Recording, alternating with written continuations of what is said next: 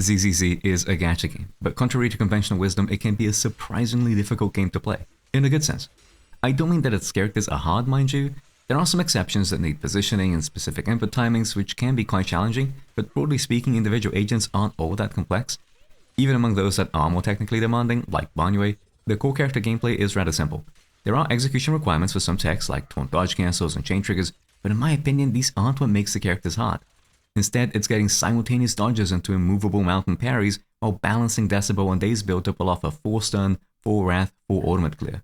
It's finding a way to get enough decibels on each one to get a pre-stun ultimate, all the while having Lucius anomaly gauge line up perfectly with the combo, leading to a disorder that gives even more decibels, making for 2 ultimates in 1 stun. It's working with both enemy mechanics and character resources to lock a boss down, like waiting out for Marionette clones to maximize buffs and stun time while meeting Daze targets, leading to 5 stuns in a single fight. And none of these are universal. It's somewhat ironic that I'm a guide maker because I find that the guides I make are only the very base, fundamental knowledge that one needs to tackle what is actually fulfilling: routing. If you're the competitive kind of player, there's only so far that vibes can take you in a fight, and learning how to route is the best way to push higher scores.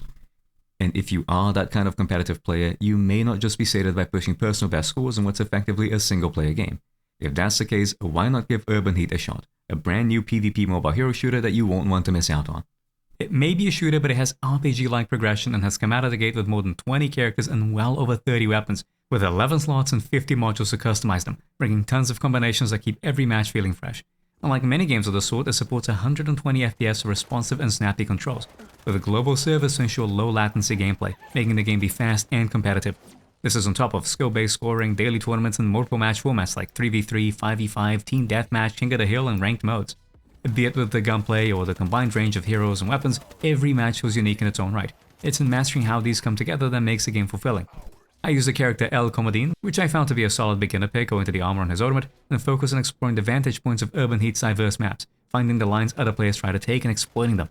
There were plenty of ambush locations peppered about, and I made full use of them to punish unsuspecting enemies. So if you've got a competitive itch and want to get into the early days of a distinct and up-and-coming hero shooter, why not try out Urban Heat right now using the link in the description or through the QR code on screen. Using those will give a set of time-limited exclusive rewards with a powerful STA4 blueprint, 5 enhanced modules, and 3,000 in-game cash, a bundle worth $30 in value. Again, use the link in the description or the QR code to download the game. Before we continue on with the video, it's probably worth covering what I even mean by routing. When I talk of combos, I refer to a very specific sequence of attacks that can be consistently pulled off. Like in a fighting game, the enemy has no agency here. Once stunned, it's possible to execute a series of inputs that will always result in the same outcome. This is driven by pure technical skill. It's all on whether or not you're able to pull off said inputs with the right order and timing.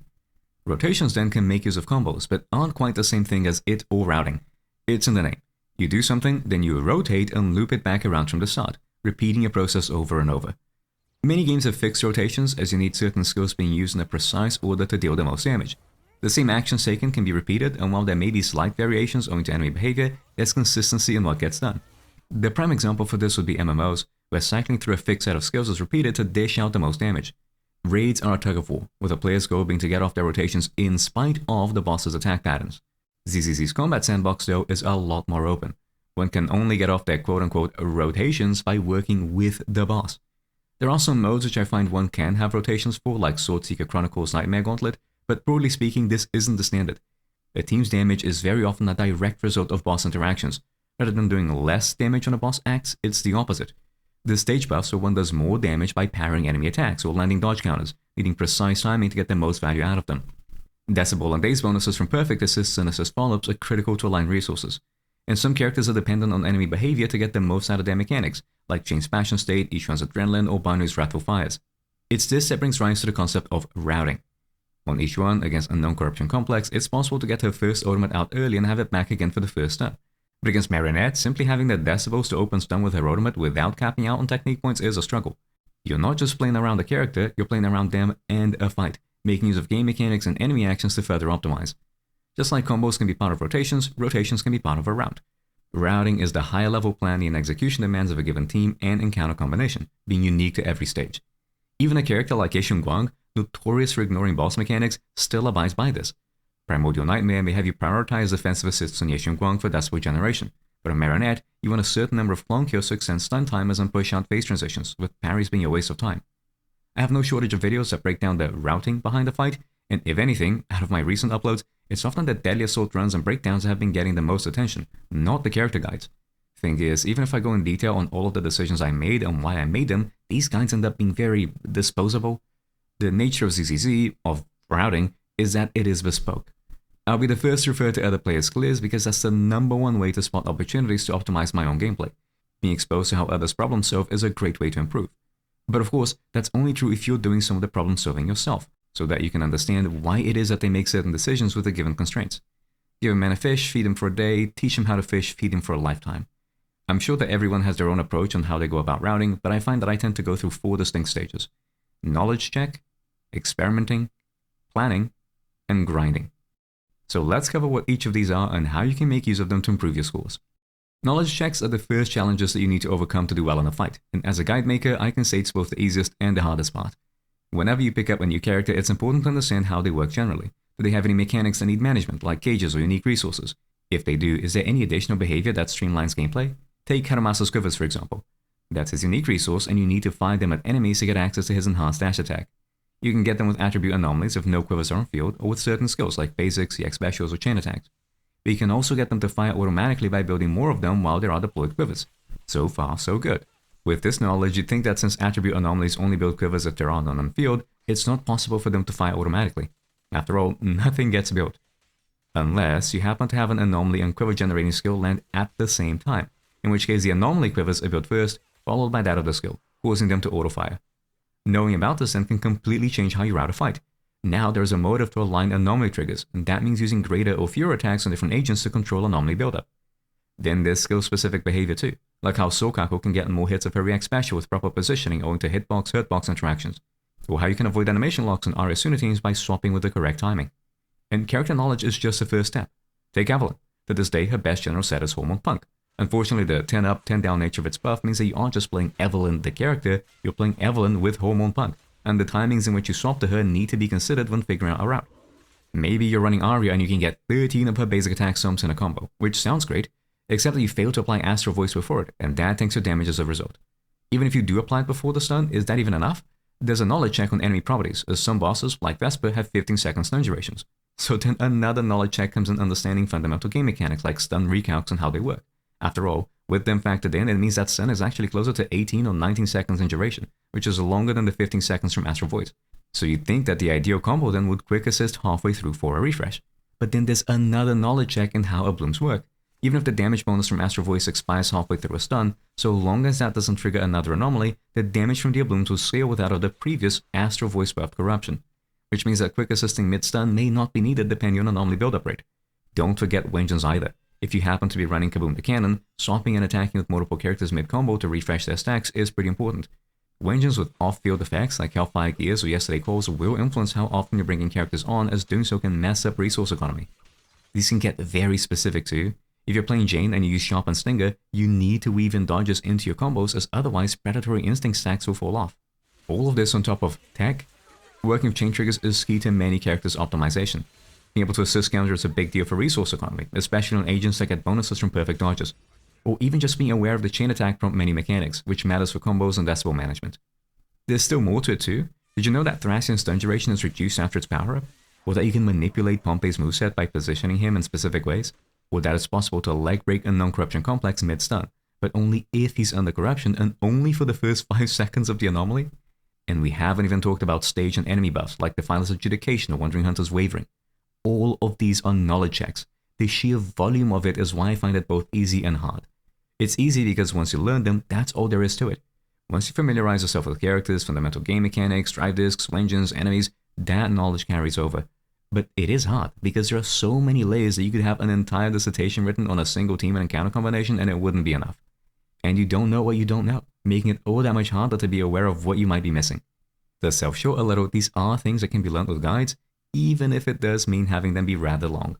No single person is omniscient though, which is why I find engaging with other players to lab and share knowledge to be important for the highest level of play. All of this can be quite overwhelming though, but it doesn't need to be.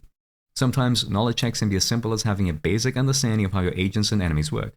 The very act of learning what the timing is for Discordant Solo's control skill parries is, in itself, a knowledge check. Rather than being bogged down with worry and figuring out everything that could be helpful to doing well, the best approach is to learn through experience. And it's in this that we move on to the second stage of devising a good route: experimenting.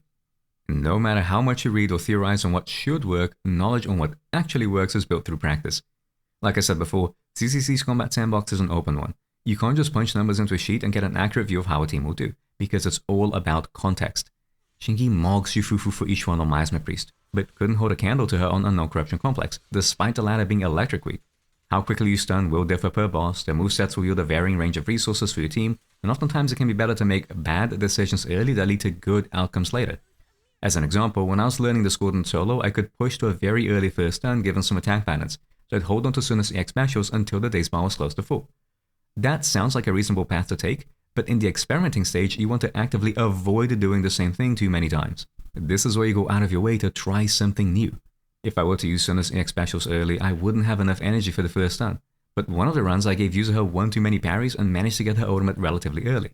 Since her ultimate gives team-wide energy, that was enough to push Suna over to another EX special cast, and overall this increased my scores, as the timing of the first stun didn't really matter. After a few more attempts, this ended up having secondary benefits I hadn't even thought of at first.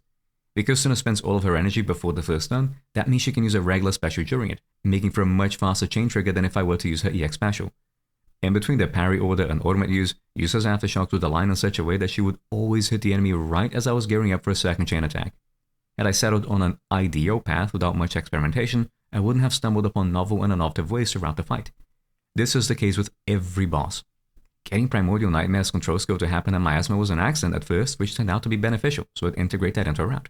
When Wandering Hunter first came out, I thought it'd be best to push for 2 stuns before Miasma, but that ended up performing worse than when I accidentally mistimed an ultimate and got an early phase transition, which informed my early Manato and Itari routes. It even helped me learn text. Getting the timing on Shingi's double dodge basic was a fluke that turned out to be helpful on Typhon, being one of the few ways I could do M1 style routes even at M0. The thing about experimenting is that you do not want a plan.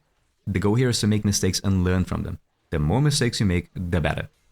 You could train an AI for thousands upon thousands of hours and it could find a route it thinks is optimal, but said route is a local optimal rather than a global one. To quote a very inspirational individual, We don't make mistakes. We have happy accidents. Experimenting is where you stack up happy accidents back to back, with each one building on top of another and serving as the greatest teacher one can have. At some point though, you have explored enough, and this is when it's time to move on to the third stage: planning. Once you get a feel for the character, enemy patterns, and tried out countless different routing options, some will inevitably surface as being better than others. This is where splicing different segments of your best runs together can help you formulate an ideal route. Maybe one run had a terrible start, but you made up for it with effective resource management in the latter half. On the next, you stumbled upon an insanely good enemy pattern and capitalized on it, giving you a higher score yet by the end of the first turn. The planning phase is all about looking back on what worked best and trying to find ways to stitch it all together. It isn't always that straightforward. Maybe you had an amazing score by the end of the first turn, but you ended up blowing decibels so you'd have needed for the second, misleading you into thinking it was a good early run when in fact it wasn't. Some fights will actively trick you with this. Unknown Corruption Complex's disintegration buff on leg break is very strong, but it can be better to delay its trigger so that it lasts longer rather than stacking it high early on. The only score that matters is the one you end on. While it is good to create mental benchmarks for yourself at different points of a run, don't abide by them so strictly that you miss the forest for the trees. If a knowledge check is about research and experimenting is about investigation, planning comes down to critical thinking. The Delia Sword rotation, or more accurately routing, guides that I have uploaded work as a sort of cheat sheet for this stage on a given team and encounter combination, not just for those that watch it, but for myself. I've been told that the best way to learn something is to teach it, and that's a saying I vehemently agree with. Look back on your own runs and make your own guide. Why did you use this skill at this time? Why did you parry with this character over another? If you did something differently, would that change the resource economy or is it inconsequential? Over the course of the experimenting stage, you build a muscle memory to stick to certain routes and gain an inherent understanding of what does and doesn't work. So it is entirely possible to plan by feel, but it's a world of difference if you have actual footage to look at. Memories aren't the most accurate means of storage, so recording runs and going over them is the best way to improve here. After all, you may even have particularly good runs that score well, but you feel were played badly. It's only by looking back on them that you can spot the happy accidents that contributed to high scores. And if I'm going to be entirely honest, you get to a point where most of the time, these high-scoring runs were played badly. When this happens, it's time to go to the final stage: grinding. The difference between a good run and a great run is made here, but it's also by far the most excruciating part. I find all the 3 previous stages fun in some way. It's enjoyable to learn and have that knowledge be rewarded, as is experimenting and coming across novel ways to play, and then reviewing your efforts and mapping out a plan for self-improvement. Getting better at things is fun. The grinding stage, though, is a little different. You may get better during it, but in ZZZ routing, that can at times feel like it's a secondary goal, as it often boils down to farming for good luck. While I did say the only score that matters is the one you end on, that isn't quite true. Scores in this game are a terrible metric for skill. This is not a competitive game, and this is evident in how fights are designed. Take the squad in solo. She has multiple attack patterns where you're encouraged to parry, but most of them have her go invulnerable and send out clones, none of which build days. One attack though has her charge directly at the player, where she can both be hit and take stays from defensive assists. So if you're pushing for 3 stuns on an Arya use her Suna comp, you may play perfectly, but if the game does not give you the right set of attacks to parry for days, you will not get a full 3 stuns. Take Primordial Nightmare. Whether or not she goes into Miasma or not before her control skill after an interrupt is up to chance. Maybe she does, or she doesn't. Again, and again, and again, and again. All of which accuse for a restart, as the route is suboptimal otherwise. Marinette can go an entire fight without summoning a single clone outside of her invulnerability phase, and since killing it is needed for buffs and stun duration, knocking enough clones is grounds for a reset. Defiler demands a spinning attack, else it's quite literally impossible to max out her adjudication stacks in time for the first stun in most teams. Miasma Priest can randomly block your attacks for no reason, meaning you miss out on damage and days build. And if Typhon happens to hit your Bang Boo on his final red flash attack, he will not go into rockets, so that's a restart too. The grinding stage is the restart stage. A run of sloppy gameplay but good luck may perform better than a run with skillful gameplay and bad luck. The goal here is to make sure they both sync up. Skillful gameplay and good luck. Unfortunately, it does mean that random chance is the limiting factor behind your scores. I've had a lot of people say that random chance is what keeps things fresh, but I disagree. It only does so if it's implemented in a way that's rewarding. Would the squad in solo be worse if she had the same moves, but you weren't reliant on a single pattern to build base? Would the Defiler be worse if she only used up 1 assist point on parries, so that adjudication stacks would be built without being reliant on a singular move? Would Typhon be worse if he just didn't have his hit detection be triggered by Bang Boos? That last one feels like a bug, and admittedly many of these can be considered as such. When Defiler first released, she gave no adjudication stacks on parrying Miasmic Troopers, so if you didn't get her spin attack then, that was a restart too. Thankfully the devs did fix that and add it later, but it sure wasn't a fun fight to grind early on. The nature of the game's live service model with a new boss every patch is positive, as there's always something fresh to fight, but it does mean they aren't particularly polished. The Shiyu enemies have it even worse. God forbid you try to speedrun and optimize the Miasmic clones. I sure hope that this time Miasmic Chain won't break out mid-ultimate and fly 20 miles back, or that Miasmic Manitou won't harness his inner fighting game inspiration and Guilty Gear burst himself out of a combo and attack me while stunned. Like man, if this is going to be a thing, at least let me burst bait or something, come on. There's opportunity for more engaging game design too, like maybe if you didn't hit Miasma Priest during her blocking stance, that open up an opportunity to punish her and be rewarded, but alas, I've got a post on my YouTube community where I ramble on this and have no shortage of replies where I expand on my thoughts, so I won't burden you with more of this, but really, that's what the grinding phase amounts to. You grind. Over and over and over. With a plan that's formulated, you should already have a route to follow. You know what needs to be done, and if you've been diligent in your attempts, also have the skills to pull it off. All that's needed now is the luck and enemy patterns to support it. It does mean that score is often a metric of how long you spend in a fight rather than how good you are at it, but they do correlate, and all of the other elements of routing play into each other. No amount of grinding will give you a good run if you don't have a solid plan first, which won't happen if you haven't explored different approaches to an encounter, which is difficult if you don't know what you're doing, so on and so forth. And no route should ever be too precise. Whether or not the Defiler does a thrust or a glaive throw really doesn't matter all that much. If you're in Sandy, are the multiple dodges that you get from a glaive throw marginally better than a thrust? Yeah. Is it worth restarting for it when minimal differences in player execution can make up for that loss? Absolutely not. Accounting for the time you need to spend grinding is, in itself, part of what constitutes a route. You can have a perfect plan for a theoretical global optimal score path, but the chances of that happening are so infinitesimally small that restarting whenever there's a single deviation is a fool's errand. If you aren't actually getting any better and all that's being done is rolling dice from marginal increase in score, is that really worth your time? So when you're planning and grinding, set yourself realistic goals to aim towards. For some fights, it is unfortunately quite strict. If Primordial Nightmare isn't giving you a post-Miasma control skill on Ishin Guang, that's probably grounds for a restart. If Defiler isn't giving a spin attack on the first move though, well, whatever, maybe it comes on the second, third, or fourth, and that's good enough.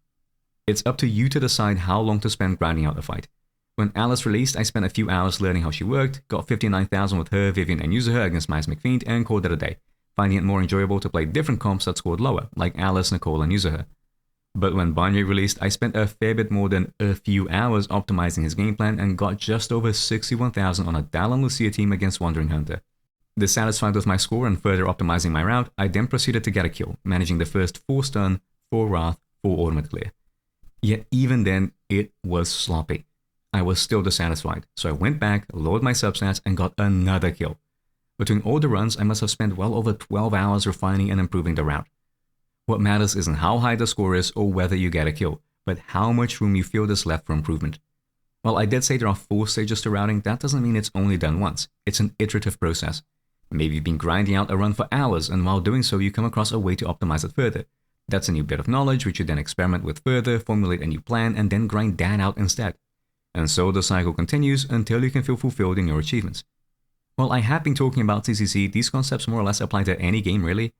I might be taking a bit of a short break from tryharding ZZZ, but the game's foundations are too solid for me to truly peel myself away from it. For all my complaints, routing fights is just way too fun.